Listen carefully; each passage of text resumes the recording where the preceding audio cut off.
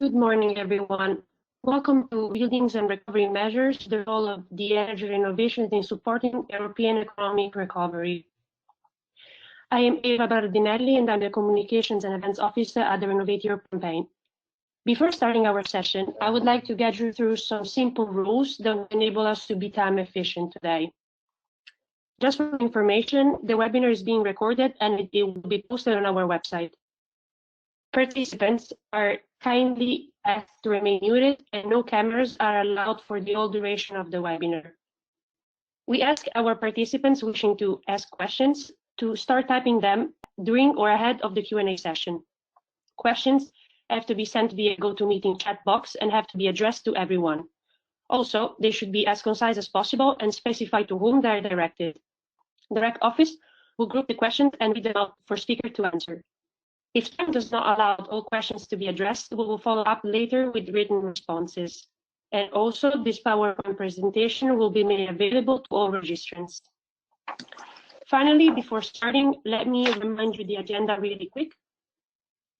We will start with an introductory speech by Adrian Joyce, Renovate Europe Campaign Director, who will be followed by 3 speakers and Renovate Europe Campaign National Partners representatives, Kathleen Eriksson from Synergy Denmark, Henning Hellerman from DNF Germany, and Albert de Vries from NRP, the Netherlands. Then we will have our Q&A and conclusions and wrap up by Adrian. Thank you very much, Eva, and good morning, everyone. It's a real pleasure to be organizing this webinar this morning with 3 of the national partners of the Renovate Europe campaign. I'm delighted that we once again have a very wide and diverse audience, more than 120 registrants, and I trust and know you're going to find what we have to say interesting. But for those that don't know us, let me start by saying what the Renovate Europe campaign is and what our objectives are. So we are a political communications campaign that was established in 2011. We today have 38 partners from industry and civil society that support the campaign. And among those 38 partners, we have 14 national partners from 14 of the EU member states. What is our ambition? It is to see a reduction in the energy demand of the building stock in the EU by 80% by 2050. That would bring it very much in line with the requirement that we achieve a building stock that is highly energy efficient and decarbonized by 2050. But this has implications, and that is that the rate of energy renovation in the EU should be ramped up to reach 3% annually, and that all renovations need to be deep or indeed stage deep renovations so they achieve their full potential. And with our campaign and our communications, we target EU-level decision makers, and our national partners target national level decision makers. And as such, we hope to shift the dial on this question, not only because it's something that we believe in, but because it's something that is going to be very, very good for society at large. So who are the partners?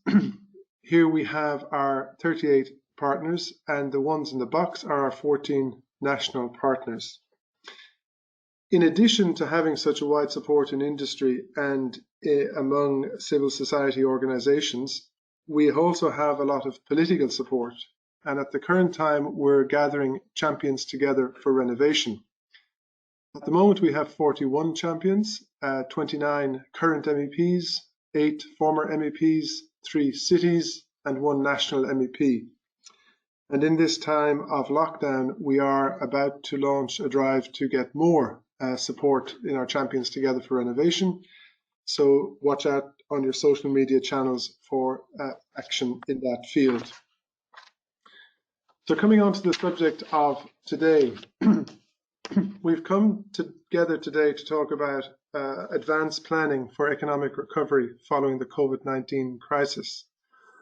And we're all very aware that this crisis is going to cause a significant slowdown in economic activity. It's going to induce a drop in GDP this year. It has already induced high levels of unemployment across Europe, and those levels are likely to rise. We believe that many businesses may not recover, and that is something we think could help our sector, in fact, through increasing available labour for renovation activities. At the same time, and it's a very patchy picture across Europe, there's no certainty when restrictions will be lifted, and there's no certainty on which sectors will be lifted first or how quickly we can come back to a more normal way of living. But we do know that the fiscal and financial assistance today is going to cost us tomorrow, because ultimately someone has to pay, meaning that a plan for recovery is needed across all member states, and not only south, or not only north, not only east, not only west, all over Europe. And we hope to hear what the recovery plans are across all those regions as the months unfold ahead. But for the Renovate Europe campaign, this is not the first time we've faced a recovery from an economic crisis. Back when we were founded in 2011, Europe was in the grip of the financial and economic crisis arising from the crash at the end of the noughties. And at that time, we were the first organization that I'm aware of that focused on multiple benefits of energy efficiency when we had Copenhagen Economics prepare the white report you see on this image. That led on to more detailed work by the International Energy Agency capturing the multiple benefits of energy efficiency, published in 2014. And we promoted those findings towards member states, and at the time did not get a great deal of traction for our call. But it seems to me that the arguments raised in our report of 2012 hold true today and will hold true as we move forward. And the benefits we looked into were the power of energy renovation to create local quality jobs, the power of boosting renovation activity to increase public finances, the undoubted improvement of quality of life when deep energy renovations are carried out in a holistic manner, the stimulation to economic activity and growth, and the increase in energy security and competitiveness within the industry within Europe, leading us to have the potential to become the region in the world that understands most about how to energy renovate buildings, creating new business opportunities. So what policy developments are occurring at the present time? We saw the revision of the Buildings Directive that I've already referred to, and I think those revisions are very much in line with the Renovate Europe objectives. We see the requirement for long-term renovation strategies on which we hope member states are going to base action plans that will quickly bring us out of the economic difficulties we're going to find. And that directive introduced mandatory requirements for building automation and control systems. We also have the European Green Deal with an increased climate ambition, the very important renovation wave concept, and increased powers to the Commission for implementation. I'm delighted to say that Renovate Europe supports that the recovery should be putting the Green Deal into centre stage, and that it should use the renovation wave concept as a central pillar of the recovery. And the tweet you see at the side highlights that 17 member states also hold that view, and we're very pleased that that political support is coming. But success is going to rely on advanced planning at national level, and that's why we have today our webinar. And I'm very pleased to have three national partners, Synergie from Denmark, DENEF from Germany, and the National Renovation Platform from the Netherlands. And these three national partners are going to talk to us about developments within their countries and hopefully stimulate from you, our audience, questions about what's being done in those countries, and also that it will inspire you to begin advanced planning already within your country. So without further ado, I pass back to Eva to introduce our first speaker.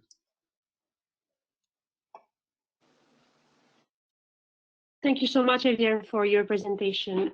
Before handing the presentation to Catherine, I would like to remind participants to check whether they are muted, as we are experiencing some interferences. Thank you so much. And also, if you have questions, please already direct them to the chat box below. So now, Catherine from Synergy, the floor is yours. Thank you so much, and thank you for inviting me for this webinar today. My name is Catherine Eriksen. I'm the Managing Director of Synergy, an interest organization working for more energy efficiency in Denmark. We were founded back in 2018 by Danfoss, Grundfos, Rockwool, and Velux, and now have a few more members and hopefully more to come. So I will talk about what is happening in Denmark at the moment. And before I go into the specific planning on renovation works, I would like to say a few words about where we are today on the corona crisis. So actually, Denmark is opening up slowly again. We have not experienced you can say we haven't reached the maximum capacity in the hospitals. About 350 people have died, unfortunately, but it seems like we have the situation under control, and therefore the politicians are now looking into how can we opening up the country again. Of course, focusing on having more people going back to work. Before the corona crisis, we had about 100,000 Danes unemployed, but we now face 50,000 more unemployed, and on top of that, actually 150 people have been sent home with salaries paid by the state mostly. There has been a lot of support, of course, from the government and the political parties to all those businesses that have been hit very hard by the corona crisis. And now we are hoping to see green stimulus packages in the coming time, and that's what I would like to focus on my next slide.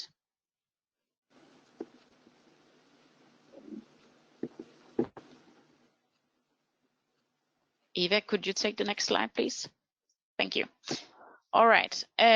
So this is just to give you some background. I guess a lot of you already know that Denmark has agreed, a political majority in Denmark has agreed to reduce the Danish emissions of CO2 by 70% in 2030.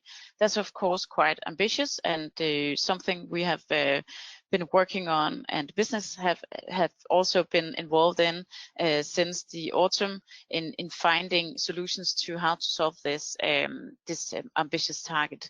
Of course, the corona crisis has put everything on pause for a moment at least, but it seems like there is a political majority still wanting to have all these economic packages focusing on how do we actually reach those targets that we already agreed upon back in December 2019.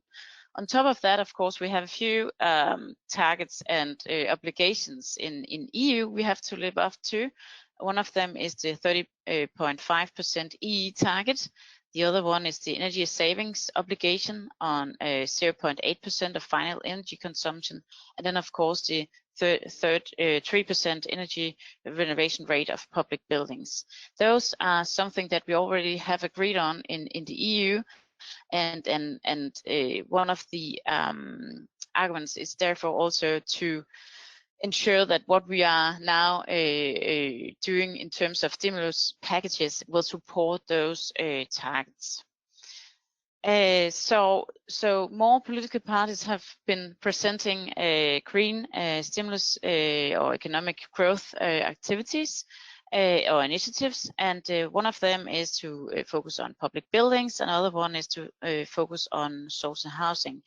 And renovation works is of course one of the tools that have been presented because it's something that can boost job creation very quickly, and also something that can boost job creation locally. Eva, could you take the next slide? Thank you.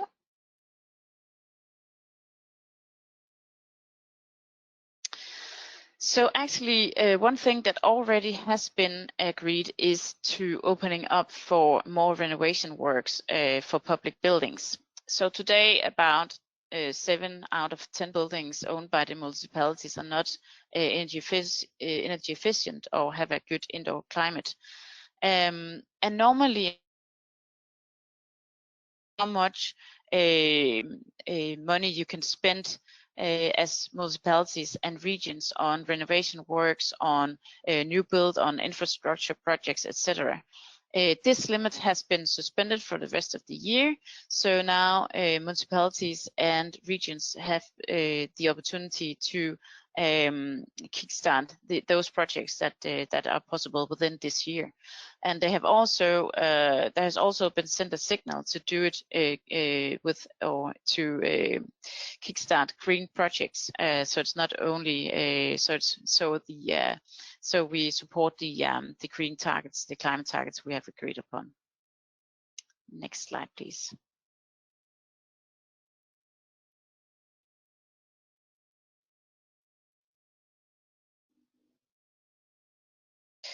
Another thing that have got a focus is the social housing sector, and the reason for we this year will have a new social housing agreement among a political majority of parties in the parliament. Every fourth year, a political majority agree on amount that the social housing sector can use on renovation works, and that is what needs to be agreed this year. And also a reason why this has been taken up as one of the green growth initiatives that can be taken or can be started already now. So the social housing sector in Denmark is quite big. About 20% lives in social housing dwellings in Denmark. It's about 600,000 dwellings in total. And the need for renovation is estimated to be around 100 to 200 billion DKK towards 2040. So it's quite a huge, there's quite a huge need for renovation works within this sector. The social housing sector has a quite different setup, I think, from other countries in Europe. So the tenants pay as part of their rent every month an amount to a social housing fund. And this social housing fund fund renovation projects in the social housing sector. And that is and that is what has been agreed every fourth year, how much or how big amount should be used on renovation works every year. So you can say this is actually a political quick fix. It's there's a fund already that is going to fund all these renovation work in the social housing sector. So it's not something you need to find resources on the state budget.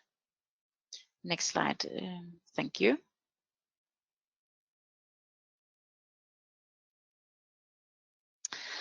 And here on my last slide, I just wanted to say a few things about the total job and the export amount, because it's relatively big.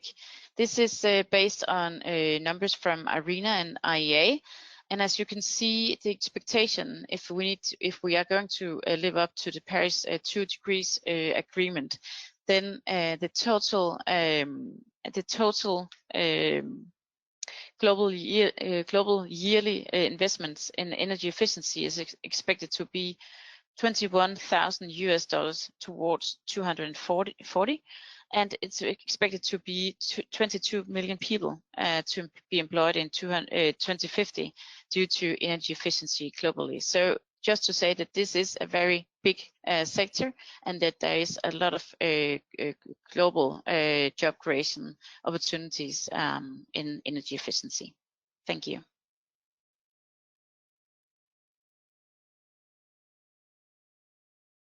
Thank you so much, Katrin. Now from Denmark, we pass on to the German experience, and this presentation will be presented by Henning Hellermann from the NEF. So Henning, the floor is yours. Thank you very much, Eva. I hope you can all hear me well. I would like to say a few words about maybe from a slightly different angle than what Katrine did, because I think the discussion in Germany is still at a different point than it is in Denmark at this point. Next slide, please. Just a few. Next slide, please.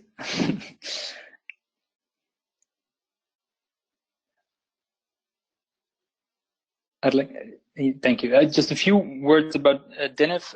DENIF is a maybe back to the logos. DENIF was founded 10 years ago as an advocacy organization arguing for energy efficiency. We started with 10 member companies. We are now 170. DENIF stands for German Business Initiative for Energy Efficiency, and we have a membership comprising the building and industrial sector, as well as large and small companies from the whole energy efficiency value chain in Germany. We are active mostly in Germany, but also at EU level, and are happy to cooperate with Renovate Europe. Now, for the German situation on the pandemic, we've been doing comparatively well in Germany due to the fact that we started testing very early, and we started our social distancing and lockdown measures also quite early. So experts say that we gained about a month on some of the other countries in the world that have been hit hardest. Our new infections are getting lower by the day, and the doubling rate of the virus is now in Germany at around 40 days. So for the moment, we have it under control. Also, many of our intensive care unit beds are still available, and so things, if they get worse, would still be under control, but we're now entering the next phase. And next slide, please, for that. Due to the fact that, of course, the lockdown measures have taken an economic toll and a social toll, there is a growing debate now on an exit strategy from the lockdown and on reopening the country. So far, the government has focused, and it continues to focus, on subsidizing jobs, just like in Denmark, pretty much on focusing on OPEX expenditures, on keeping companies afloat, keeping people in their jobs by paying their salaries, also for people who are self-employed and so on, and reducing the hardships associated with the lockdown. The scenarios that we see range from second quarter of this year being a very bad one to and then a quick recovery, to a longer recession, and the Economic Council advising the German government, that the head of that yesterday said that he expects a GDP drop of around 5 to 6% in an optimistic scenario for 2020. Of course, everyone hopes that in 21 we'll have a quick recovery, but nobody knows yet, and nobody knows how long the measures that we have right now will have to continue. There is shops are reopening, schools are slowly reopening, but we don't really know yet whether this will not lead to a return of higher patient numbers. And so the German government at this point is very cautious about what it promises, and about taking steps that are that go too fast, too early. Companies and business is, of course, understandably worried. Most worried by the uncertainty, but also increasingly antsy about getting back to work. We have been lucky, and many of our members have been lucky, that the construction sites in Germany have remained open, and craftspeople have been able to go to construction sites, go into homes and do their work. So for building energy efficiency, this has actually not been as tough a time as it could have been, and the construction sector and renovation sector also has really acted as an economic stabilizer so far for the economy. Next slide, please.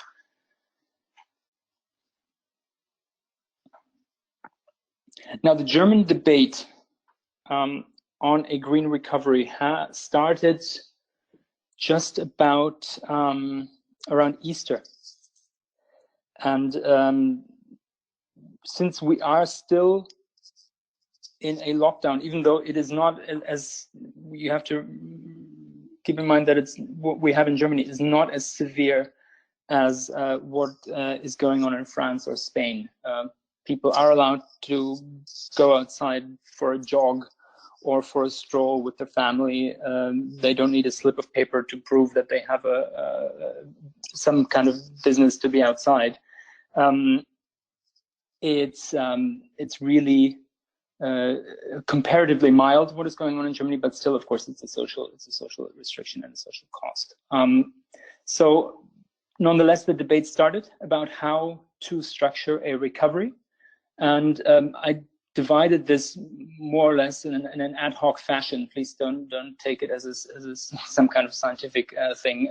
Into 3 phases. It started really with a couple of think tank papers. Agora, Energiewende was very prominent among those, that outlined a narrative as well as some initial proposals for what specific measures could look like to switch from subsidizing a company OPEX to getting into a CAPEX support. In the second phase, which started very quickly afterwards, we had the first backlash with some business groups and political party affiliates arguing for postponing climate targets and rolling back standards. I think that's a discussion you've seen at the European level as well. And at the same time, a number of business groups came out with their individual proposals already about what to do about the recovery and what to do about a green recovery. But we are only now beginning, this is why it's gray here, a discussion about specific measures. We were really in the last week still in a debate about whether a recovery package should be green or not. And next slide, please. Thank you. This is why we as DENIF took it upon ourselves to initiate and coordinate a major joint letter of environmental NGOs, business groups, individual companies, consumer and tenant organizations, and other civil society actors to write a letter to the German government, an open letter, and calling on it to stick to the climate targets, don't initiate any rollbacks as part of any COVID-19 response.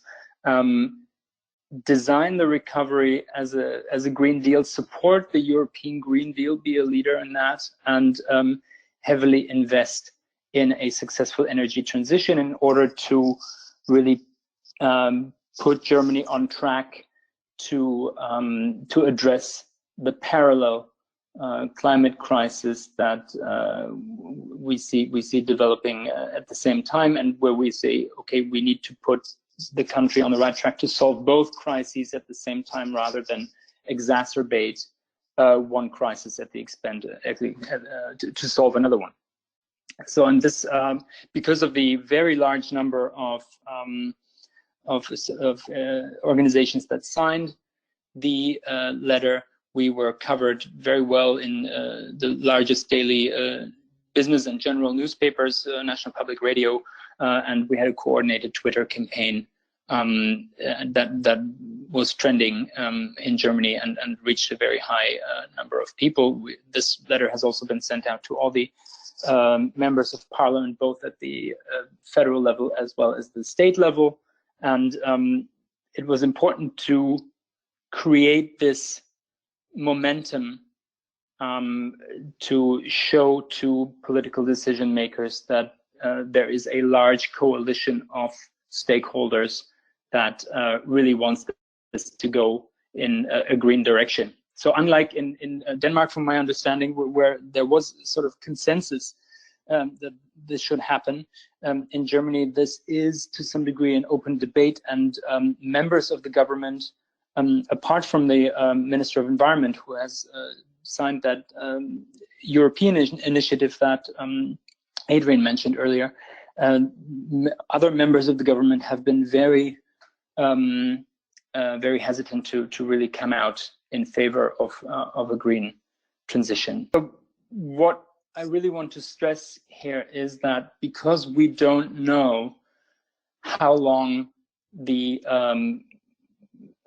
pandemic will keep us in social distancing mode, and will keep us in lockdown and will restrict economic activity, this is really not a sprint. This is at least a half marathon, possibly a marathon.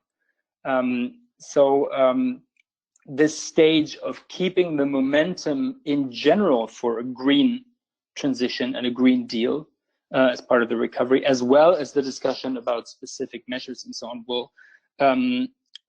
will really keep us busy for many months to come.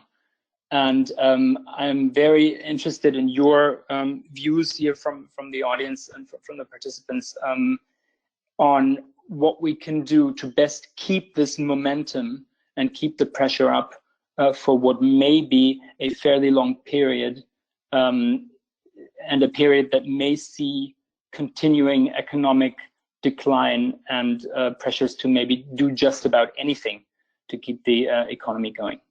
Thank you. Thank you a lot, Henning. I see already some questions in the line, although please feel free to start now writing them as we're soon approaching our Q&A session.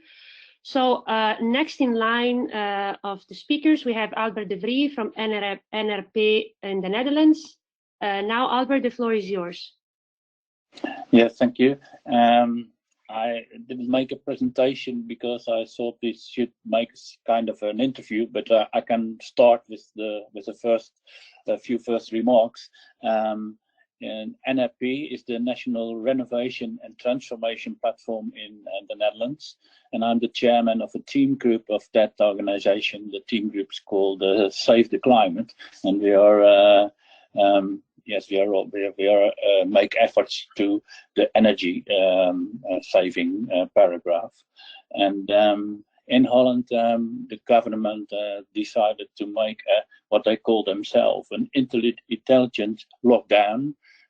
That means that a lot is still possible. Most shops stay open and you can go for a walk and things like that, but everything within 1.5 meters is forbidden. So the HoReCa and the restaurants and cafes and schools, they are all closed. That makes that has success, has also a lot of support in the Netherlands, because the factor from people who have the disease, who infect others, is slowing down and is coming up under below 1. And if it's going below 1, the virus will slow down, and we can reopen things again. And on 11 May, the schools for primary education will be reopened. But that's the only thing that is done to get back to normal upon this moment. Most people ask for an intelligent lockup, and think about what we call a 1.5 meter economy. So take measures that people keep distance, but can do a lot more than they can now.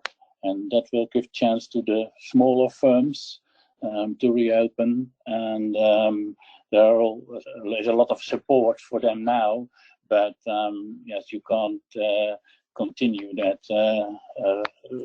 so long. So we hope that the smaller firms can reopen if they have good plans to keep the distances. And we also is a lot of discussion about the strategic the bigger firms for Holland. KLM, the aircraft organization is in discussion, but you see in Parliament every week there is a debate, and yesterday there was also suggestions to use the situation to improve also the energy efficiency and infrastructure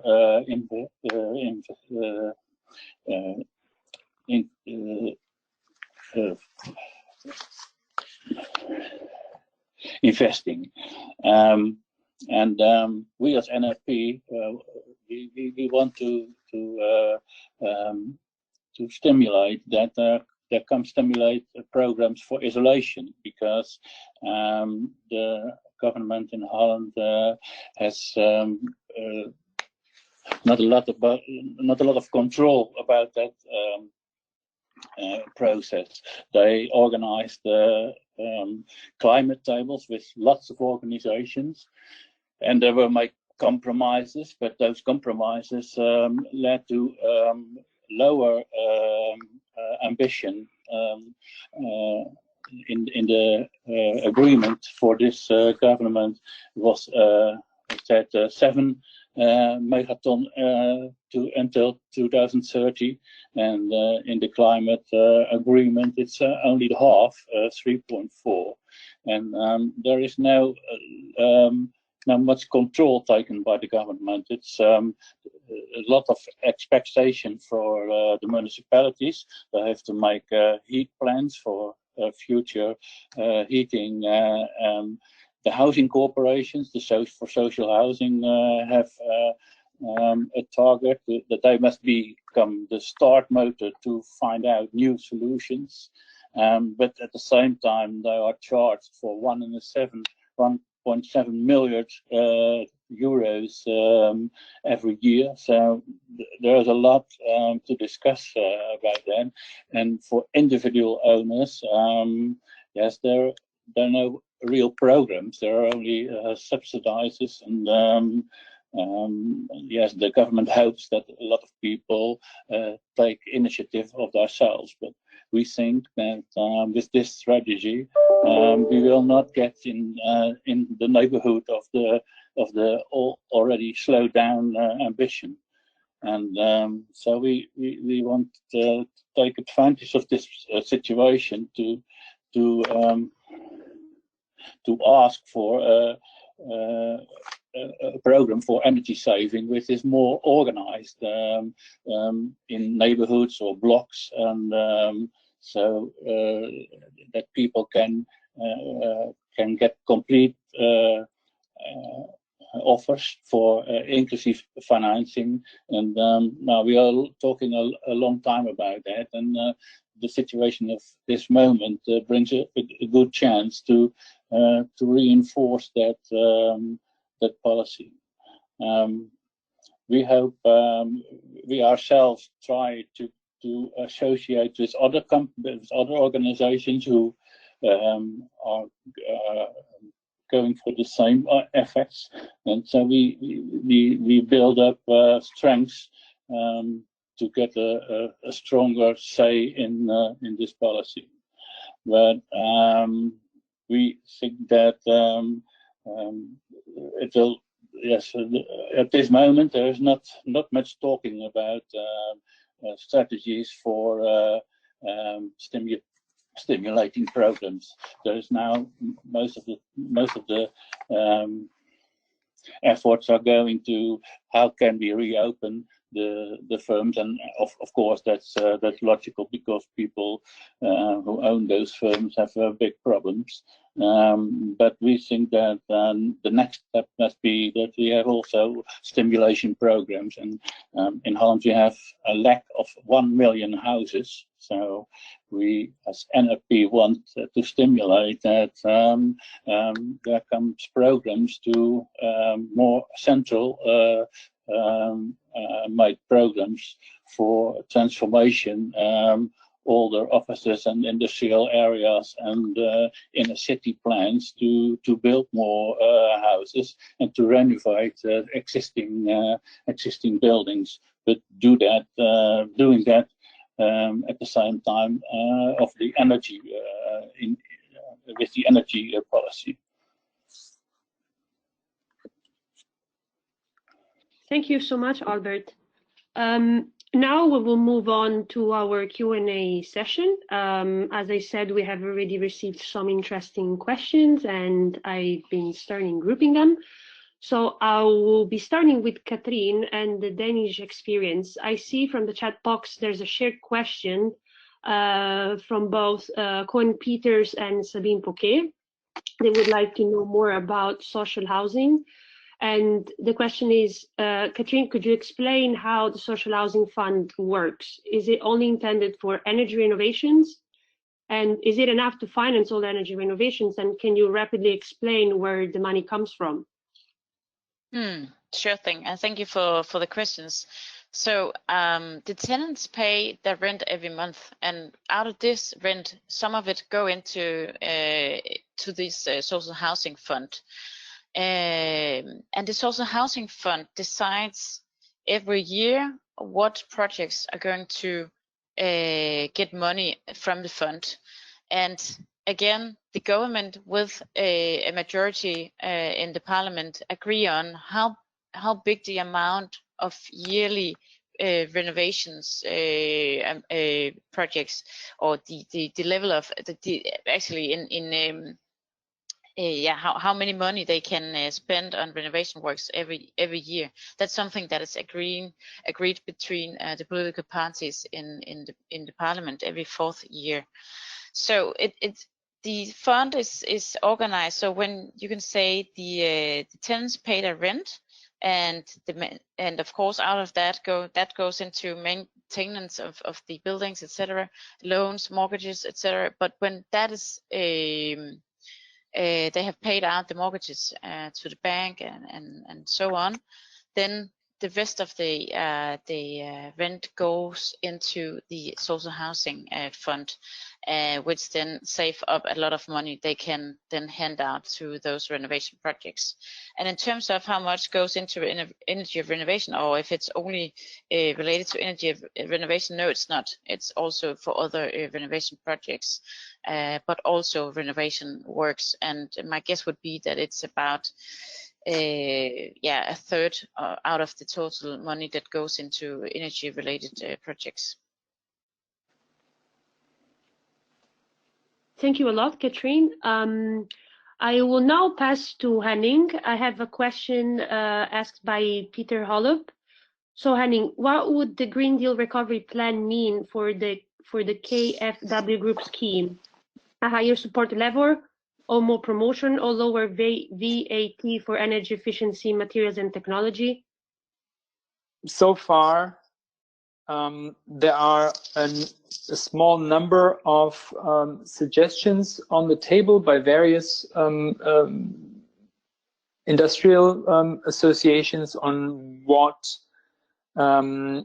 a green recovery could mean for the building sector, what role building renovation would play. We will also publish our suggestions quite soon.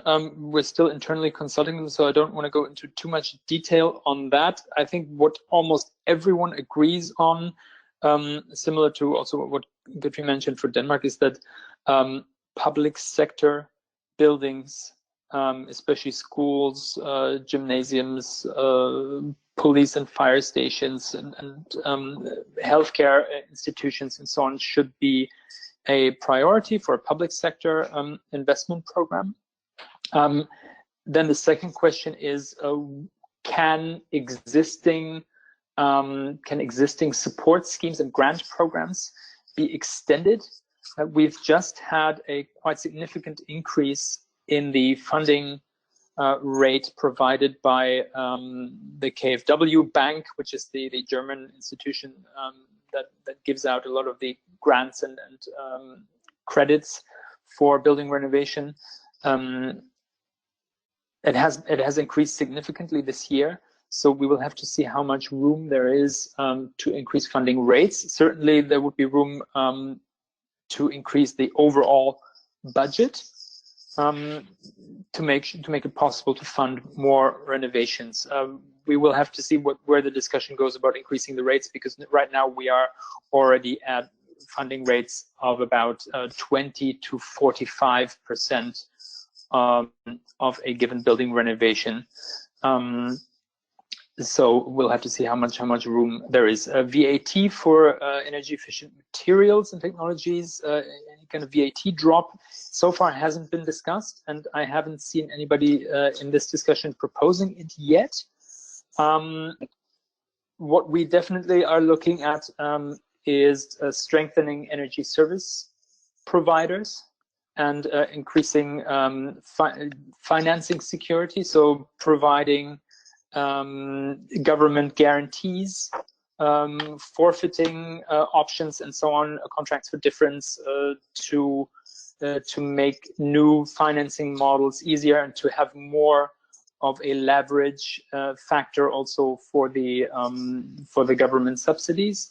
And we're looking at different kind of new business models, digital solutions. One think tank has proposed spending a lot on industrial renovation.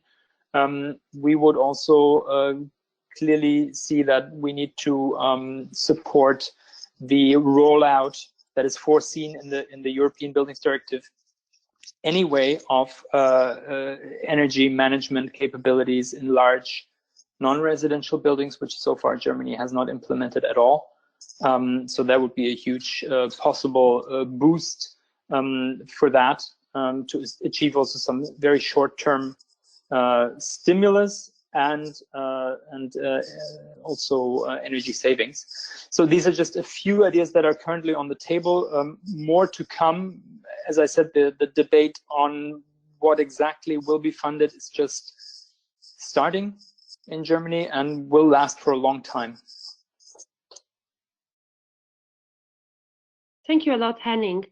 So now I see there are two questions that actually overlap, and they are for all three speakers from the national level experiences.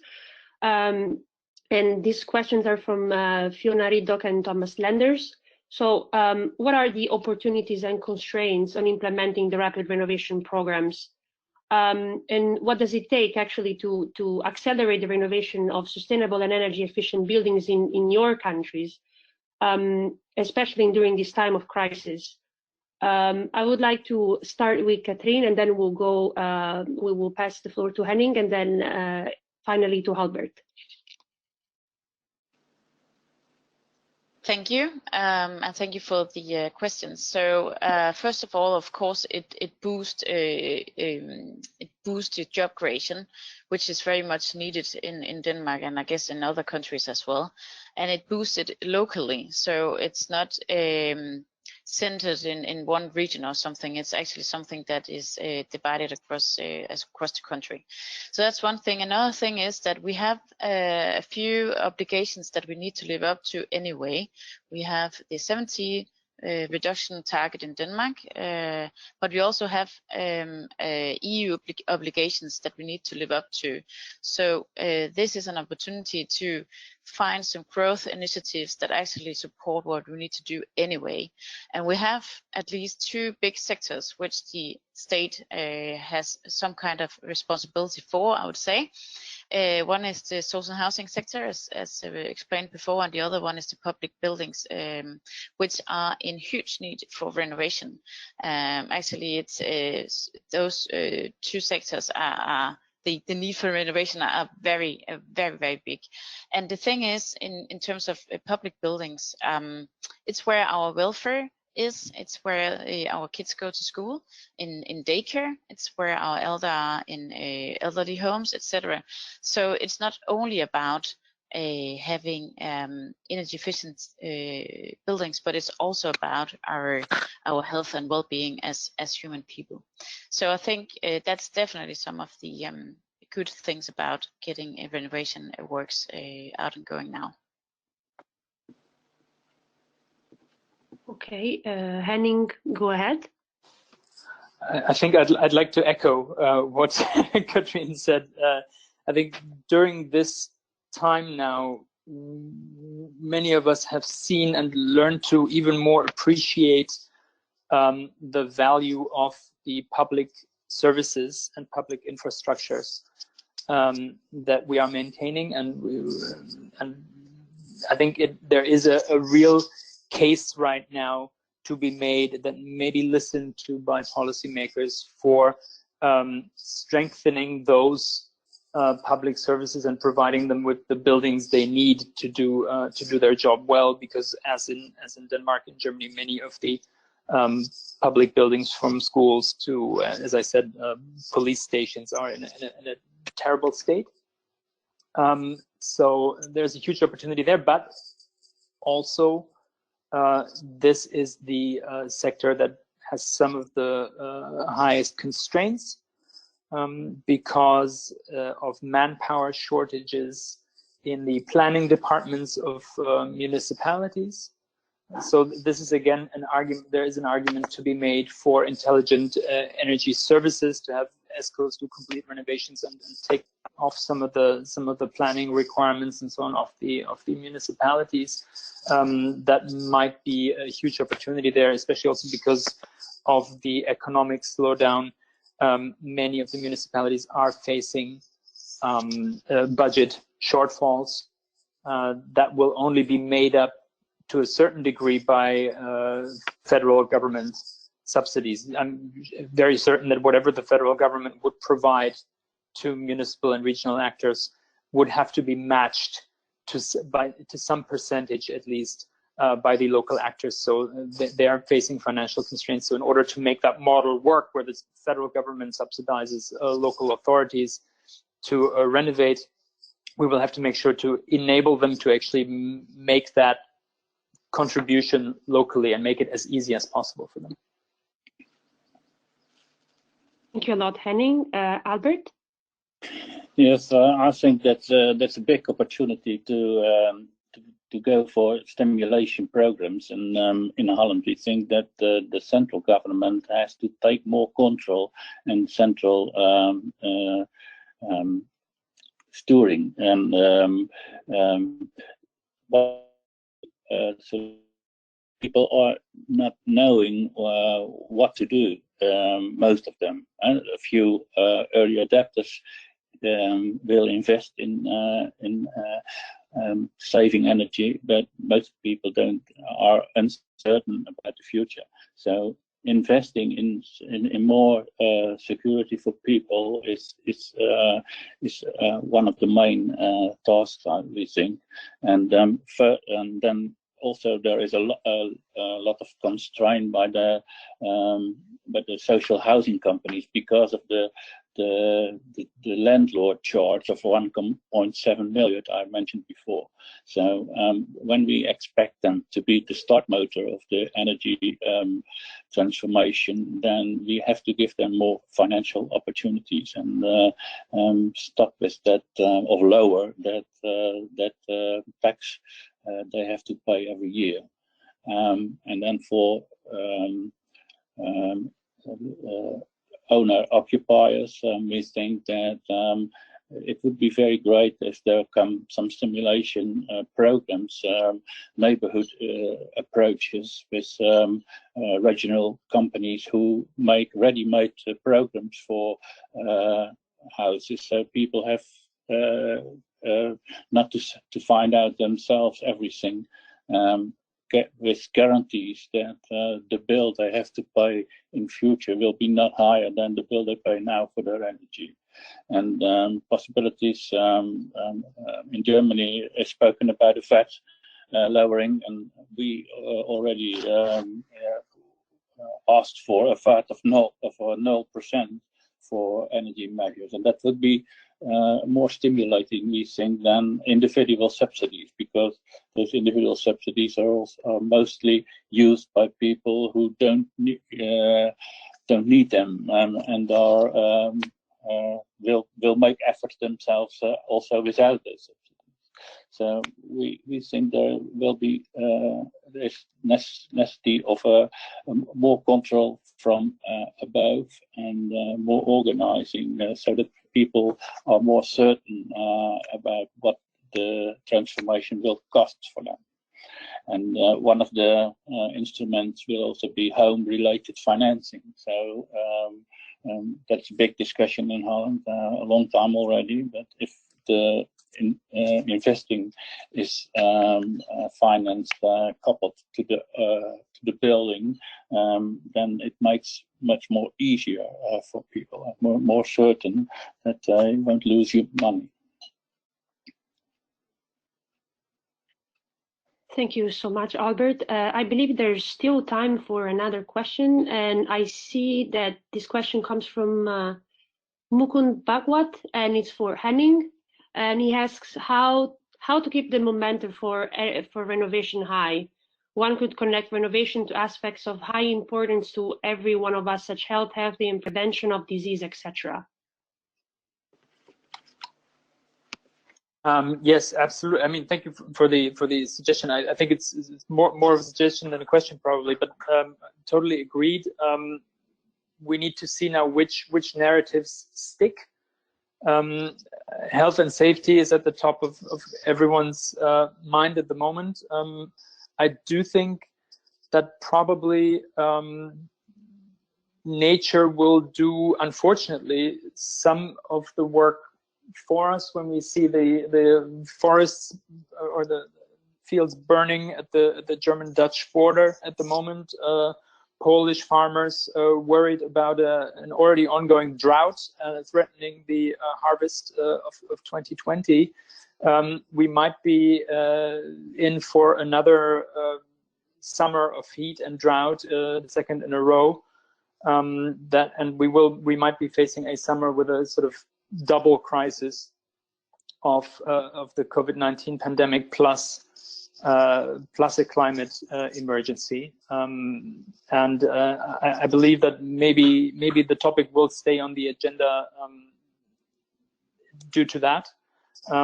But I hope, of course, that we will be able to do our part and keep on raising the issues and keeping it relevant, and that means connecting it to health, safety, to all other aspects that Renovate Europe and many other actors have raised over recent years. But I think it will be a challenge to keep that going, and any support and any ideas are very welcome. Thank you a lot, Henning, and thank you all for your questions. Of course, those answers that could not be addressed, we will come back to you in due course. Now, to conclude our session, I will give the floor to Adrian for conclusions and wrap up. Thank you very much, Eva, and thank you to our speakers for presenting what we expected would be a very diverse picture.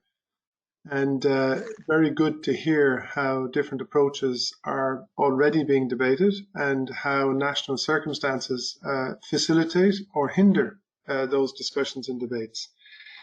I guess I was impressed by what Henning said, that this will not be a sprint, but more a marathon to recovery. And to use the same analogy, I think it'll be a marathon that needs to start with a sprint. And I believe a lot of us are already thinking, how can we ensure that energy renovation of buildings is that sprint? And how can we get a very quick start into achieving some things we've been asking for over a long period of time? A couple of other comments that I read talked about how the old way of life was the problem, and how quality of life has come much more into the fore and into the minds of more and more people. Well, I want to assure, and that was Luciano Lazzari. Good to see you online, Luciano. And I want to reassure you that the Renovate Europe campaign has always stood for holistic, integrated renovations, and is not interested in renovations that end up reducing quality or increases problems for building owners and occupants. And the COVID-19 crisis that we've been living through, with all of us working from our homes, has, I think, brought a greater realization about the quality of housing in general across Europe. And we feel confident that many member states have the capacity to unleash renovation programs in the short term that can begin to address those lacuna in our societies. So what we've done this morning is we've listened to 3 country stories, and the Renovate Europe campaign intends to continue this debate. We are planning a more global level conference, webinar, where we will talk with both the United States and Asia. And that will be coming up, we hope, in the month of May. That might be of interest to some of you. But a second thing we hope to stimulate by this webinar this morning is our own national partners, that you would take this kind of format and do it for your country in your language, and together stimulate a stakeholder discussion that brings to the surface creative ideas that can be put into the sprint phase of the recovery, so that we can be sure that advanced planning has been undertaken, and that we, as partners of the Renovate Europe campaign, are the ones to whom governments turn for the right ideas. So it's an invitation to our national partners to consider this format of a short webinar with key speakers who can bring fresh ideas to the table, but bringing across a diverse audience. And for information, we have had this morning not only EU level attendees, but many national governments, energy agencies, permanent representatives at Brussels level listening in on our conversation and our presentations. And we hope that they have found some food for thought. We're ready to take one-on-one calls from those agencies in order to move forward with ideas as we all work together to emerge from the COVID crisis. So with those words, I thank once again all of the speakers. I thank my staff for organizing everything, Ava for moderating, and I look very much forward to having you with us online again in a relatively short space of time. Goodbye and have a good day. Stay well and safe.